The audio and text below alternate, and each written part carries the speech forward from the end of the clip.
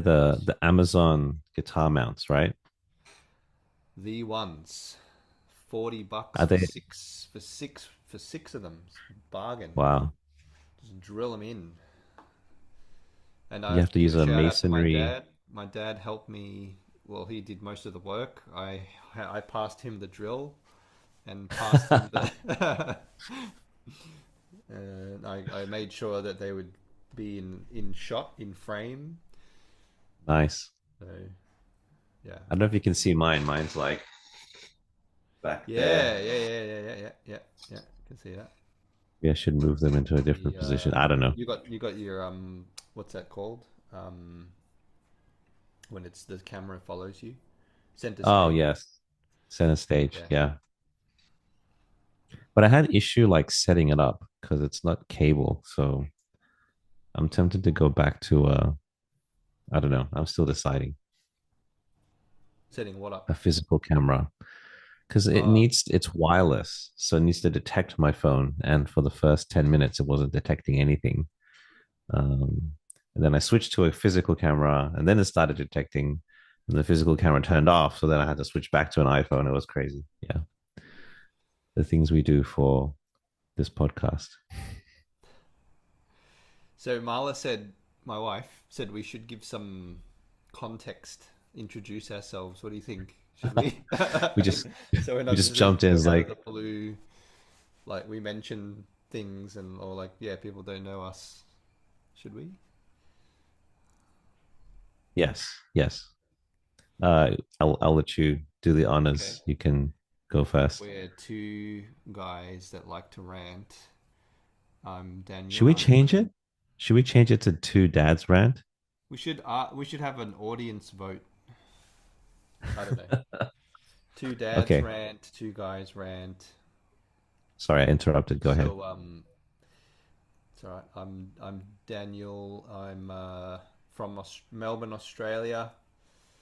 Got four kids and a beautiful wife, and go to a church called Discover Church, which is started by Pastor Steve Cicolanti, and he often covers a lot of news and showing how the Bible makes other how do you say the you know it's all relevant to the Yeah. Bible, to end time prophecy.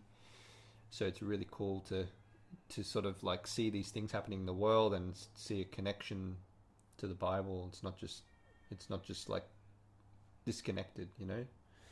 So yeah. So then we started this podcast recently because we just like to chat about all these, and it's an interesting time right now. There's a lot of interesting things happening, AI and tech and politics and, Hmm. and all that. So It's happening yeah. so fast. Mm. You want to go? Well, that's it. Oh, I feel like you didn't do your introduction justice. The first thing that comes to mind when I think about Mr. Nistico is the fact that he's a PhD performance musician, and one of the reasons why he can very proudly display so many beautiful guitars behind him is because he is a doctor in this field, which is incredible. I don't know many PhD. I don't have many people in the PhD field, and those that are in music are probably even smaller. So it's an honor to have such amazing knowledge, a wealth of knowledge um, in our midst and in our Too bad I podcast, don't which is use pretty it in cool. this podcast much, but that's okay. I'm sure it's transferable. I think all these things are transferable, but it at least speaks to the fact that you had that amazing discipline to focus on a particular subject to such a level of specificity and depth. I don't know if even many people can say that they've done that for any topic. But yeah, that's very interesting. So, um, and for myself, um, I also go to the same church as Mr. Daniel here, Discover Church Online, and Pastor Steve Cicolanti is also my pastor. I've been attending the church for 2 decades now, and over 2 decades, and I think Pastor Steve does inspire us to do what we do right now. He's shown how what happens in the world uh, is relevant, or rather how the Bible is relevant to what happens in the world, and maybe vice versa. And how we can interpret and see the signs of the times, especially as the end times gets closer and closer. And I think that it's not just an awareness that Christians should have, but almost a responsibility for, and maybe I can throw the dad part in, for fathers, for men who are supposed to be in charge of their families and leading, not just maybe the nuclear family, but also the larger family at large, the church. If we're men and we're called to be leaders, then I feel we have somewhat of a responsibility to know what's going out there in the world, both to protect our family and our church families, but also to, if there are opportunities to take advantage of, to be aware of that. A lot of, or one of the key things that men do is provide for our families, and being aware of what's going on, and being able to make sure that families are positioned in the best way possible to thrive and to grow, to create environments where children can flourish is very important. And so yeah, that's in terms of my background. I hold a bachelor in mechatronics engineering, so that's robotics. That's as far as I can boast. It's not a master's or a doctorate, but somewhat knowledgeable in certain things in the electrical and mechanical field is my study. Having said that, I have worked in sales a lot in communication. So also very much appreciate, probably more admire than say I was skilled in communication. Admire those who communicate very well, and just trying to catch up to what other people do. So maybe one podcast in the future we can talk about communication skills and things like that. But that's I Yeah, think that's my introduction. I don't know if I've left anything out, but yeah, that's me. Oh, and of course my family. yeah, yeah. I'm also a father, also a father of two beautiful children and a beautiful wife, Angela. Um, so which is why we're kind of thinking if we should call this podcast Two Dads Rant instead of Two Guys Rant. But we're millennial fathers, so we do have that, a little bit of that perspective. We grew up before the internet was mainstream and born, and when our Mm. first experience of the internet was dial-up connection, where you'd Yep, hear the little I remember those noises days. before you can connect over the telephone line, and there's little handshaking noises. So we know what the world was like before this crazy boom in electronics technology took over.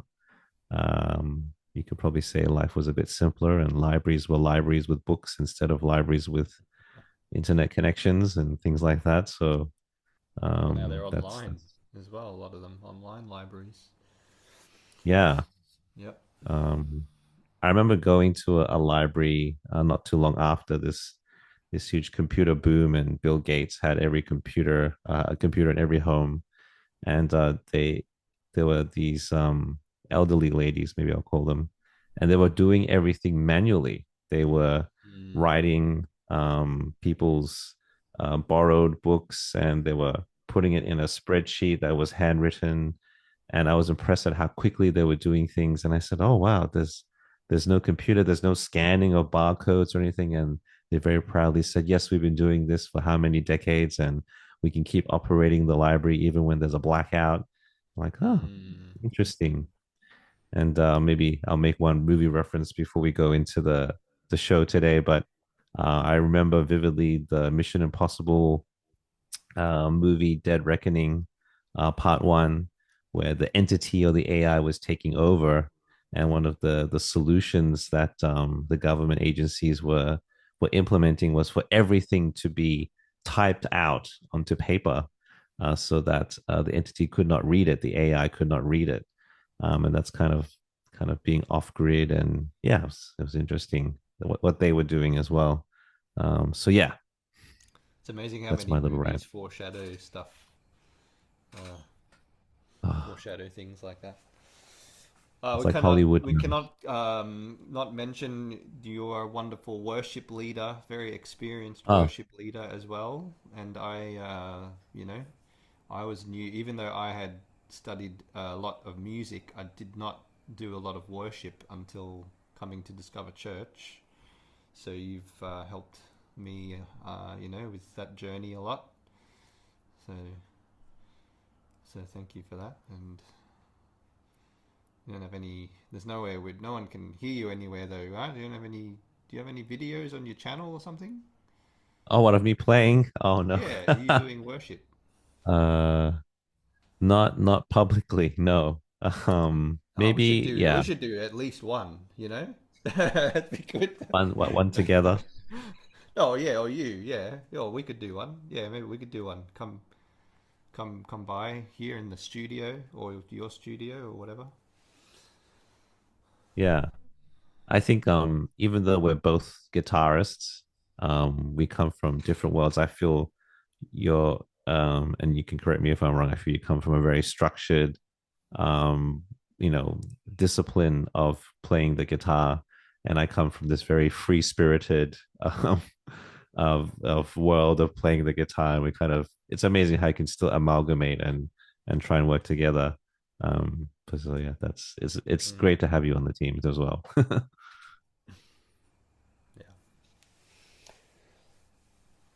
Okay, shall we Let's get start? started. Shall we start with Yeah. the hot news of the day? 10th of December here. I don't know if this will, probably won't come out on the 10th of December, but it is the 10th of December 2025, which is a pretty big day because Australia implemented a social media ban. So for 16-year-olds and under, if you're under 16, you are banned. You are hereby banned from social media, which includes YouTube. So let's hear some of this story now.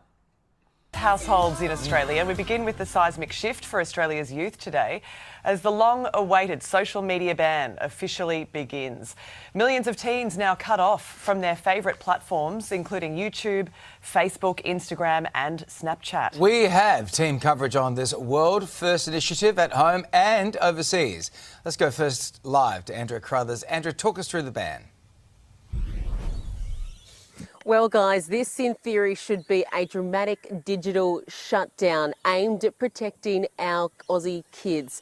As you said, overnight, kids under 16, they had the plug pulled on their favourite platforms. That includes Facebook, Instagram, Threads, YouTube, Reddit, Snapchat as well. Now, there's no penalty for parents or kids who do find a workaround, but for the tech giants, well, they could face fines up to $49.5 million if they don't comply. So now comes the big question, will it work?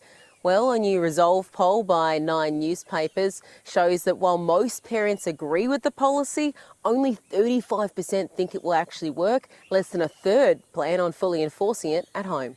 All right, thanks for that, Andrea. The ban, being a world first, is drawing plenty of reaction from overseas. Live from London, this is BBC News.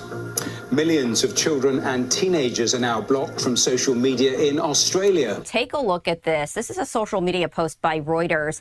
Australia is set to become the first country to implement a minimum age for social media use. Well, let's go live now to US correspondent Jonathan Kersley in the nation home to so many tech giants. I mean, Jono, this rollout is going to be watched very closely there.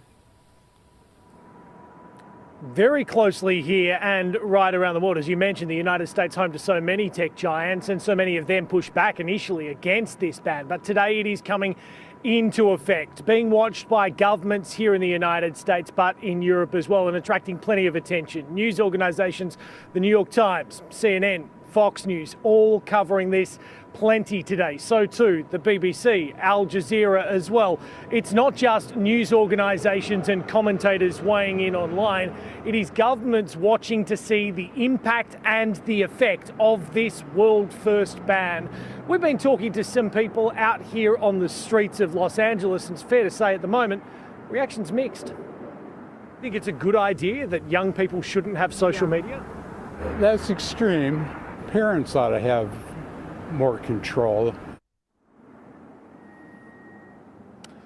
And there is... What do you think? Is that good? Yeah, you can cut it there. Cut it there? Yeah. Would you like Do you have any opening comments?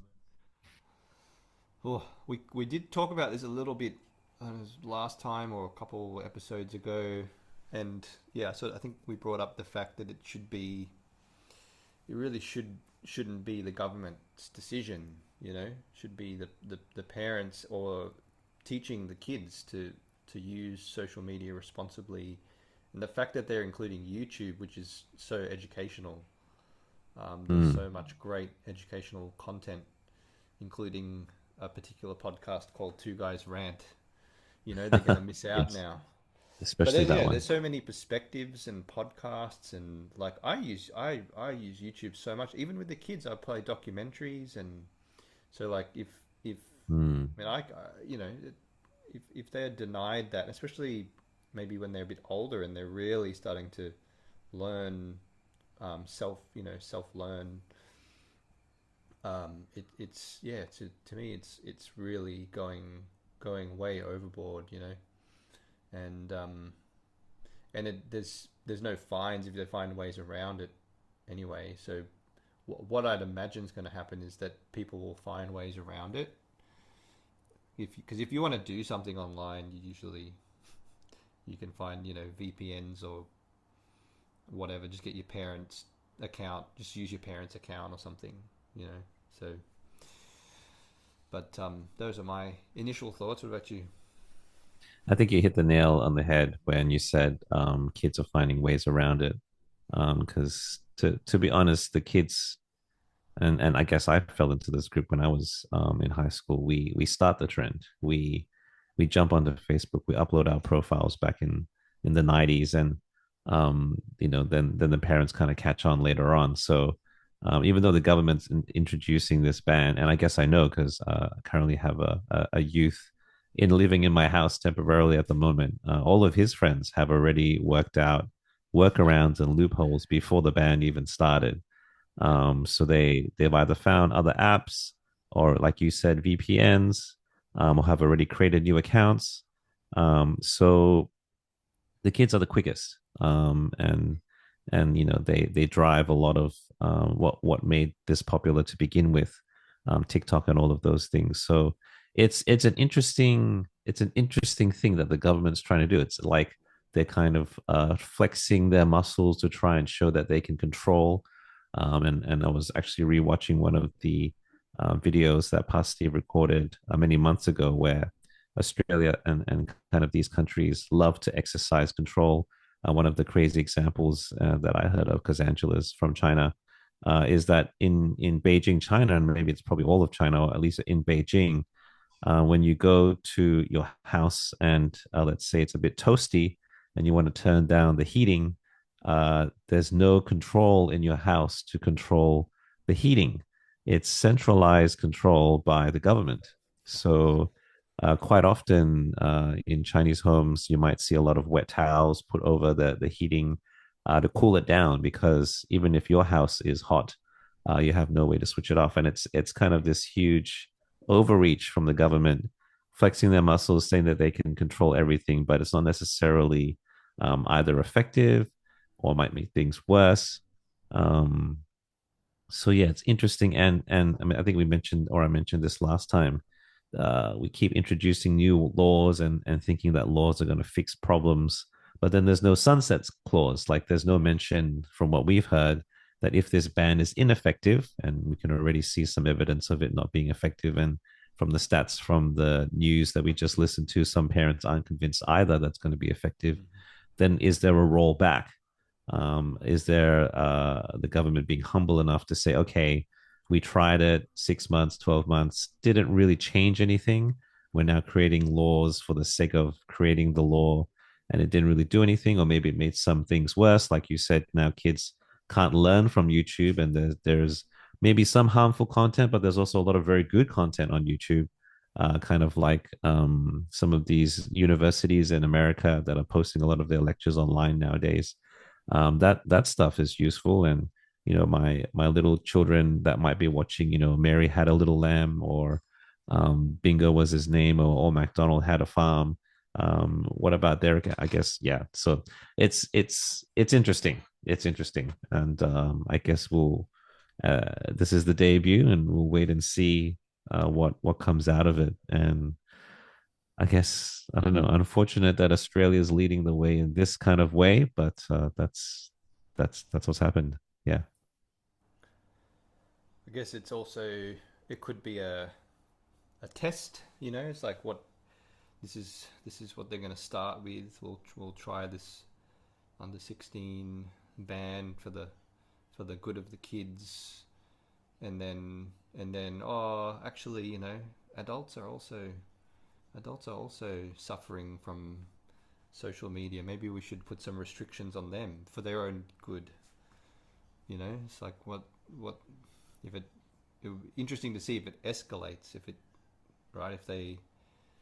they continue to try and enforce what we do online. Yeah. It reminds me of a very old clip. Charlie Chaplin, we all know the famous Charlie Chaplin, comedian, actor, back in the day when movies were black and white.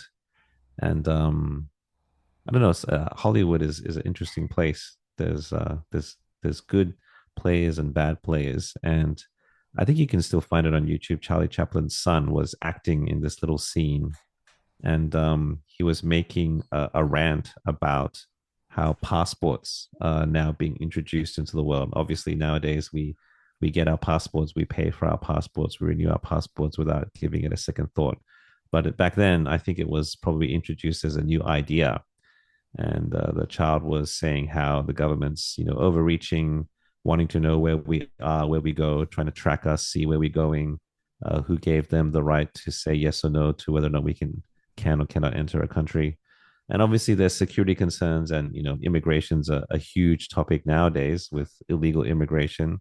But even with passports, illegal immigration is still happening. So um, I think from what you were saying, it's always a slow boil, and it's basically, if you know the concept of the frog being boiled in the pot, you just throw the frog in a cold pot of water, and you heat it up slowly, and it doesn't notice the difference until it's all boiled alive. So I think you're right as well, that it's a test, and maybe Aussies are like, well, that law didn't really do anything. My life hasn't changed too much, but then they'll just keep increasing it and increasing it, and dictating how much they're allowed to control.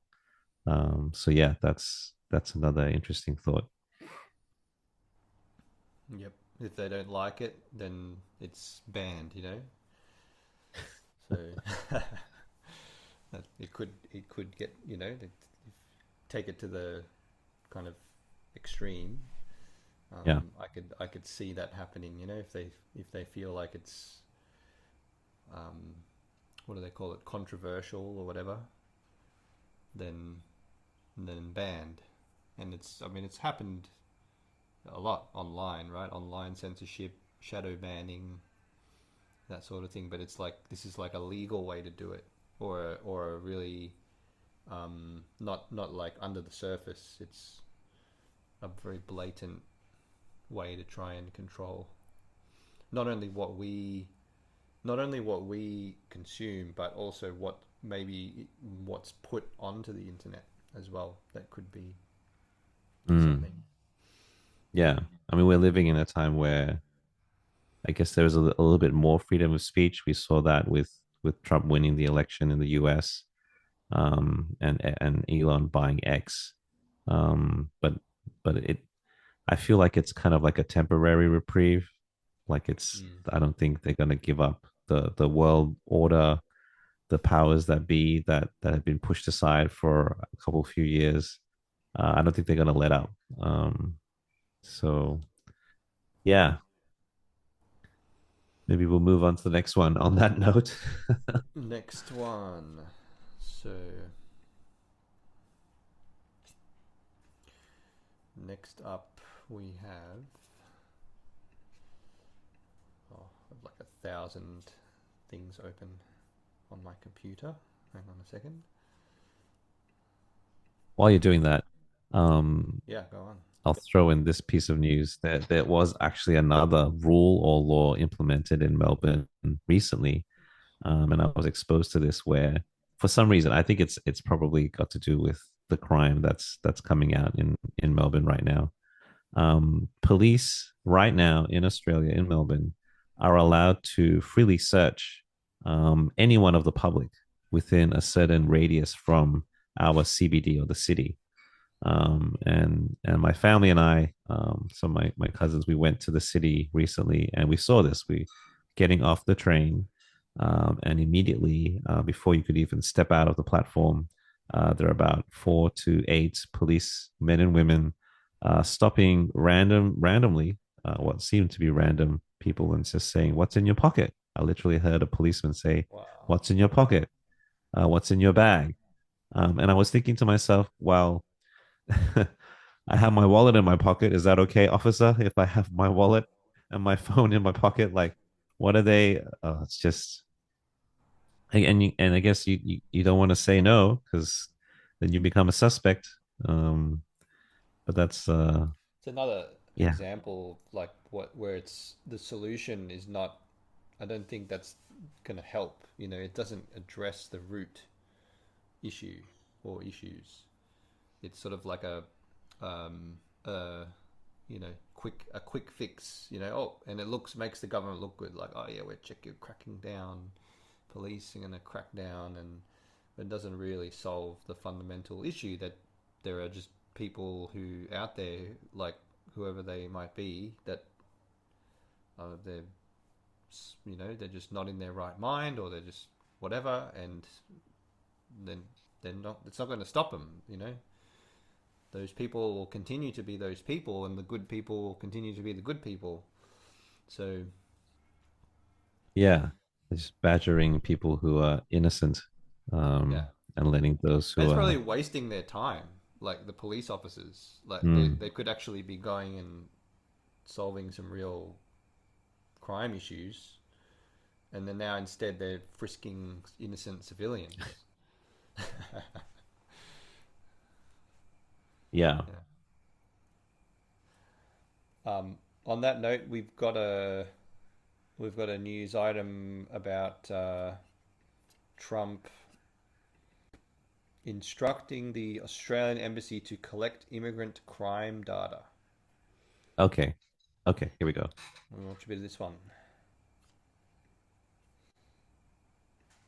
Administration has made an interesting move. They are telling their Australian embassy staff to start to calculate and collate statistics on crimes committed by migrants in this country. That's not just in Australia. They've asked embassies in New Zealand, Canada, and throughout Europe to do the same thing. Curiously, they've not told local governments that they're doing this. They've just instructed their embassy officials to do it. And here is why. This is a statement from the US State Department. We love the Australian people. We just want to warn our friends that if you import a rapid number of individuals of any background, particularly of a culture that's radically different from Australia's, without any sort of mechanism for diffusing the impact, that can lead to political unrest and can lead to economic instability. So clearly the Trump administration, using their embassies to start to build a case, therefore to argue to different governments that your immigration policy, and bear in mind, their concern is not here illegal immigration, it's mass migration, legal but unsustainable in their view, to build a case to their Western allies that this is not a good thing to do, which makes me wonder, does the Trump administration start to fear that if mass migration continues the way it is, nations that were their allies in 10, 20 years eventually will no longer be their allies because cultural changes will have been so great that the US no longer has anything in common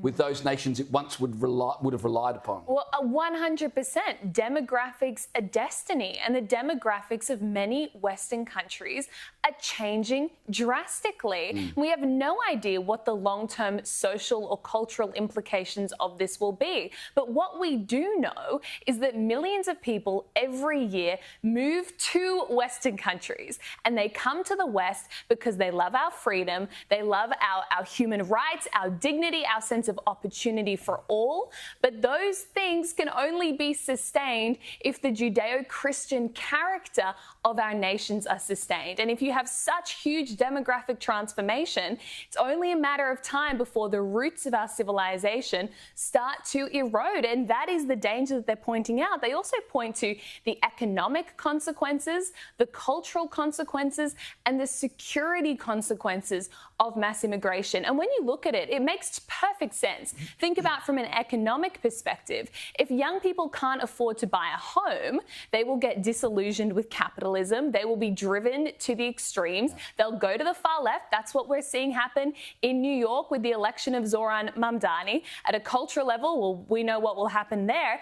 And security-wise, if there is no sense of nationhood or citizenship, who's going to join the army? Who's going to volunteer to die for their neighbour that they feel zero connection to? Mass immigration is a huge threat to our way of life, and I'm glad that the State Department's actually looking into this and putting some pressure on our governments. And I mean, a good place to stop it. Yeah. You want to go first with this one?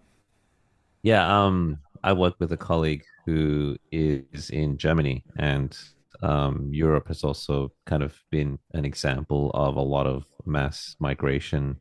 I don't know if it's legal or illegal, but a lot of Germans, because she was there recently, are starting to already feel like a lot of their culture and who they are is getting to be taken over by migrants. And I think obviously we're migrants in a sense as well, or maybe our parents are. And migration has many positives. It allows for maybe skilled workers to come into the country. It allows for, I think back when Australia was very, very young, and it needed more population. It was very, very, very minor, very small. So it helps boost the economy in that sense as well when you're having more people. But when migration is kind of left unchecked, and the people you're bringing in, you kind of just closing your eyes and just letting any Bob, Jane, Dick, Harry, whatever to come in. You wanna have quality people coming in as well, not people who are going to cause problems for that country. You want people who are willing to integrate into society, and kind of like the saying says, when in Rome, you act like the Romans. So it'll be very sad, especially if we start to see it in Europe, where the things that are actually German start disappearing. German culture, things that identify the nation as they are, starts disappearing. Be very sad. And then to top it off on that, Pastor Steve Cigalanti, he actually posted something on his Telegram group about Germany forcing conscription, or I guess conscription is forcing, for their men into the military. So kind of like what the lady was saying in the news video that we just watched. When a nation's identity starts to get diluted, and maybe men are not even there's so much to unpack there, but the what makes a man or a woman or anyone fight for their country is, first of all, you have to know what your country is, what it stands for, what are the values, what are you actually protecting? Do you have a home? Do you have a family? If you don't have any of these things, and you take globalism to the extreme, then why do I want to live or give my life to a nation? And how do you protect your borders when everyone's the same? So again, I feel like there's a very careful balance there as well, because we could go back too far, and then you say, okay, now there's legitimate racism going on. But I feel like we've opened our borders to a point where our own identity is starting to get compromised. Yeah. It's an interesting point.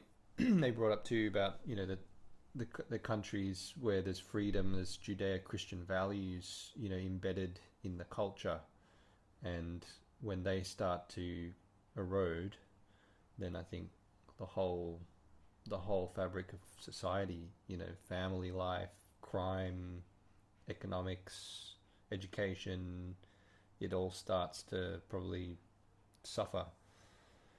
And then the place that they came to, the immigrants, the migrants, is no longer that place anymore. That's so then. I mean, that's why a lot of immigrants and migrants come to the countries like Australia and the US, because of where it comes, because of the root, the foundation of it. So if that foundation were to change, then yeah, it's an interesting, and yeah, it's an interesting balance, like you said. There are definitely positives to migrants, migration, immigration as well. But I think, yeah, keeping check. I mean, it's like at the home, if you'd let maybe one stranger in your home for dinner or something, maybe. These days we're probably not. I think there used to be a time when we would, but you might invite some people that into your home. But maybe not a stranger actually. Maybe a stranger you'd be much more cautious, But if you had a whole group of strangers of all sorts of different, backgrounds, you don't know where they're from, where they're coming from, and you don't know anything about them. Like, you're just not going to let them in your home. And I think, we're trying to protect something. There's something precious in our societies that we want to maintain and protect, just like in our homes. So yeah, I think it's interesting that the Trump administration, they're sort of like wanting to collect data and probably see because if they're doing it in multiple countries, that would be really interesting. Then you'd get probably clear information. That this amount of immigration is causing some issues, causing problems. What are the problems it's causing? It's really good to just study, like look at the facts, not just. I think it's easy to get emotional over this sort of thing, like, we've got to be kind to everyone, and love your neighbor as yourself, and there's definitely some truth to that. But when you look, like, if you look at the facts, and the facts are saying, well, after a certain point of immigration, like the country, the nation can't sustain people anymore. It's starting to affect even just the people who were living there originally can no longer survive properly. It's harder to live. Then you have to question, and it's like, then it's not good for anyone, right? And it's not good for the immigrants, and it's not good for the people who were there to begin with. So yeah, got to be. I think it's a good move. I think it's great to study it. I think when you start talking about your own home and who you would let into your own home, it gets very, very clear. Like, even if, like, let's say in that example, I was going to let a stranger come into my house, there would be for me at least, a very clear vetting process. Like, where does XYZ person come from? What is their background? Are they have they studied a particular occupation?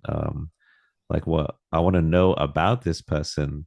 And even though, like, they don't tell me 100% whether or not I can trust them, it gives me like some check and balance to say, okay, the probability of this person harming my family is going to be better or worse if maybe, if they've studied or they have a PhD in science or something.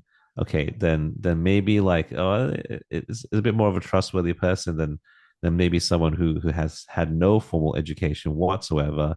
Maybe left school when they were in primary school and they're in their 50s. I don't know.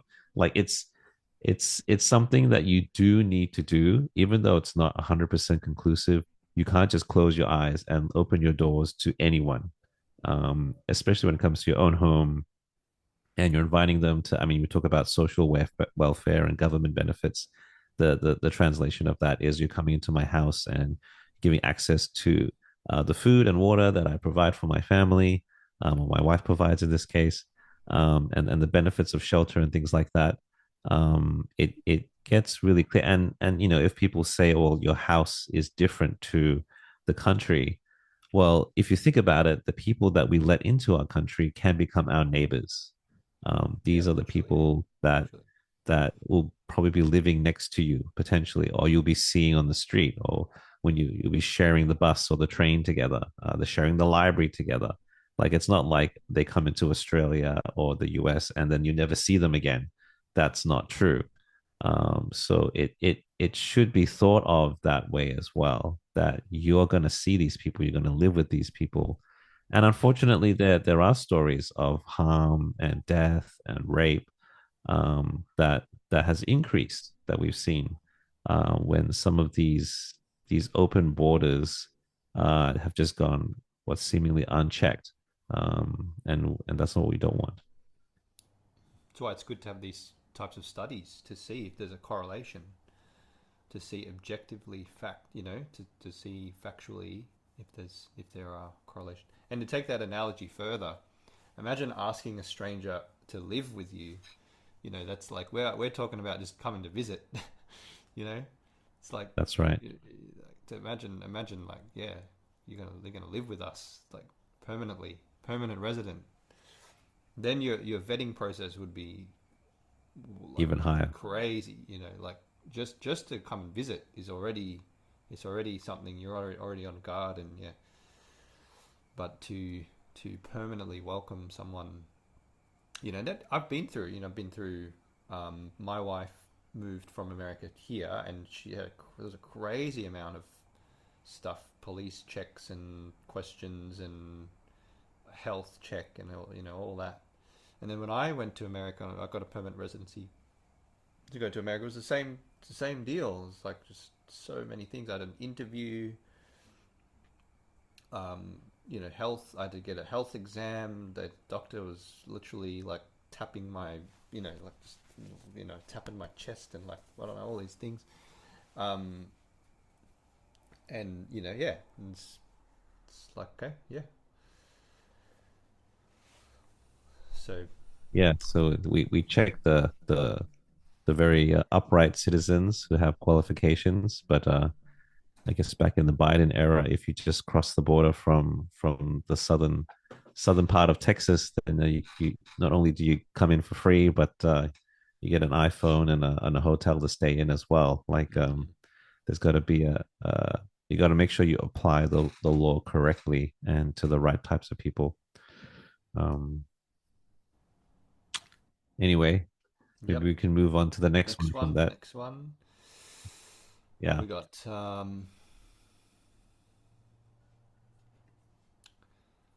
about, since it's Christmas coming up soon, and I've already watched Home Alone 2 with the kids, with the family.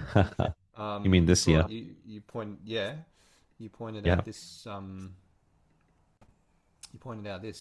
Home Alone is a Christian movie. So let's have a listen to this little clip. Turn the volume up. There we go. Okay. Also went viral about how Home Alone is a Christian movie. This is nuts. I can't believe I've never noticed this before. It's the scene where Kevin's walking into the church, right?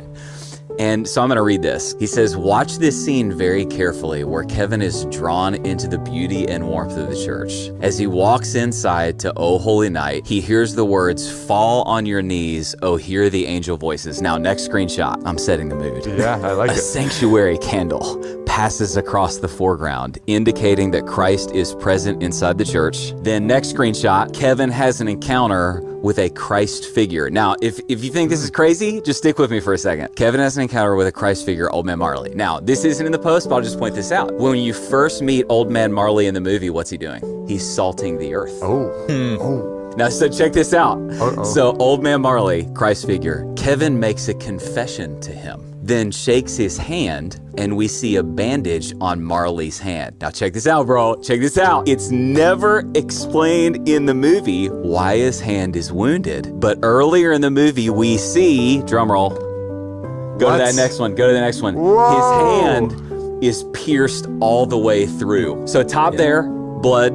Go back to the other one. Bottom, blood. His hand is pierced all the way through, like the nails driven through Christ's hands on the cross. At the end of the movie, Kevin cannot save himself from the burglars, and so Marley appears again to rescue him. Home Alone is a Christian movie. Wow. That's so cool. Merry Christmas, everyone. Merry Christmas, everyone. Yeah, never would have picked up on those. I love those like little Easter egg, you know, and people like explain things like that. A movie that I've been watching almost every year since I can remember, and yeah, that's really cool. Do you think that was intentional, or was that just?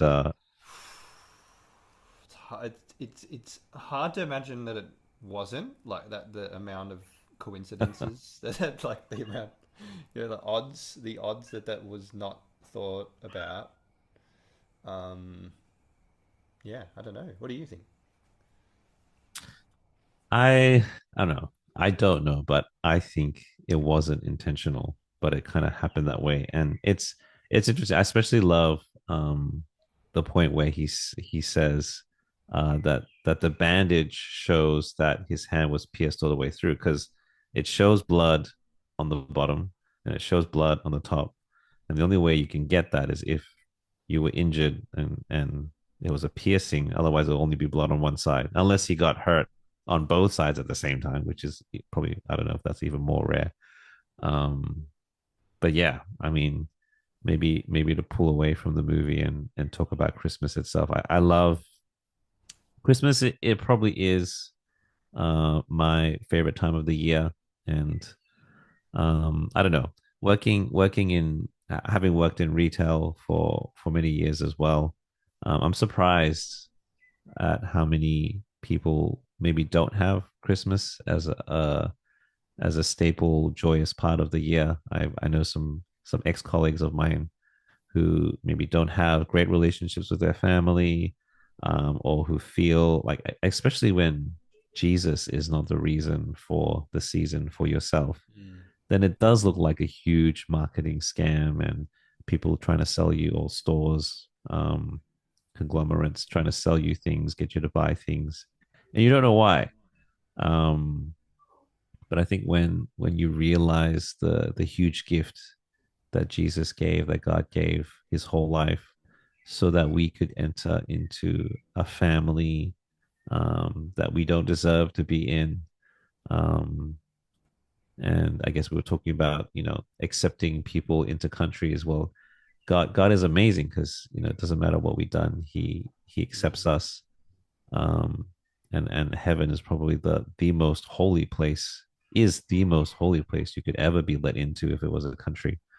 And we should be eternally grateful for that. And I guess out of that gratefulness, at least in my mind, that's why we give to each other, to remind each other that, as a symbol, it's kind of a symbol and a shadow that Jesus gave the greatest gift, and there's nothing we can give to God to ever repay that. And as a symbol of that, we give to one another to show, to remind ourselves of how it feels to receive things that we didn't pay for, we didn't maybe deserve, and it's really fun. I love it a lot. It's a time of giving, and sometimes a time of self-sacrifice to be a blessing to those you love. And I guess even on top of that,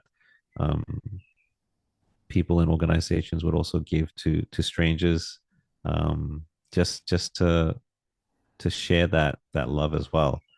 And yeah, I agree. It's one of the few times where you can be very open. And I think Donald Trump did bring back the saying "Merry Christmas" again.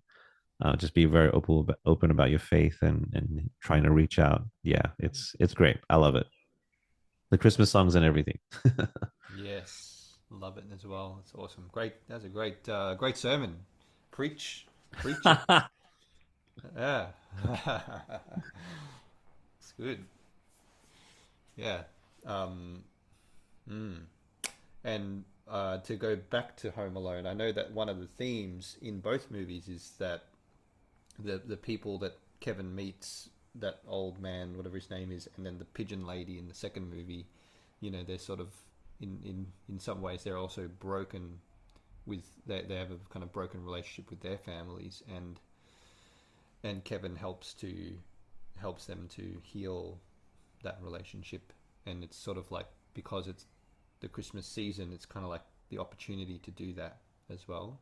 Because maybe there's a spirit. I think there is a spirit, a kinder spirit around, because people we're celebrating Jesus, and I think that something that does changes the atmosphere, right? And so it can make that kind of healing or forgiveness as well as giving gifts as well. But it's a time to just get together and just focus on what's really important. Forget about all the normal the social media bans. social media bans and all that, and just focus on each other, family, and then obviously on the great gift that Jesus gave to us as well. Yeah, I'm glad we have those kind of holidays. I can't imagine. I mean, there would have been a time where there. Obviously, I know Christmas wasn't necessarily a Christian holiday. People talk about the roots and where it came from, and how Jesus' birth probably was in a different month of the year.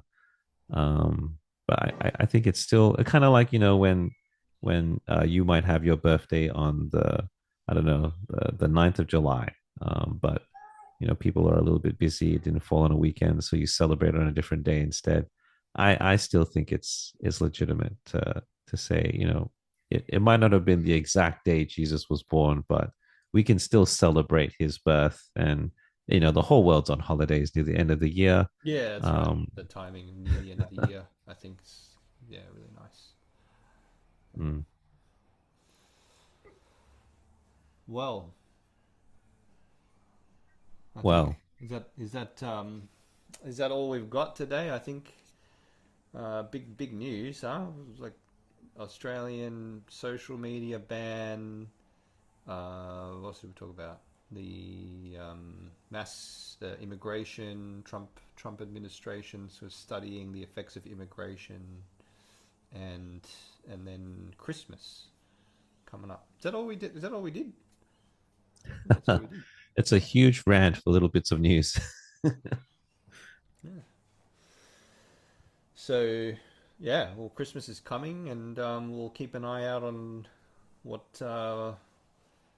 interesting news hits the fan that we can talk about. As we say in Australia, hits the fan. So, do you want to sign us off? I'll sign us off. Thank you for listening. Like, subscribe, comment, and wherever you are in the world, good morning, good evening, good afternoon, and good night.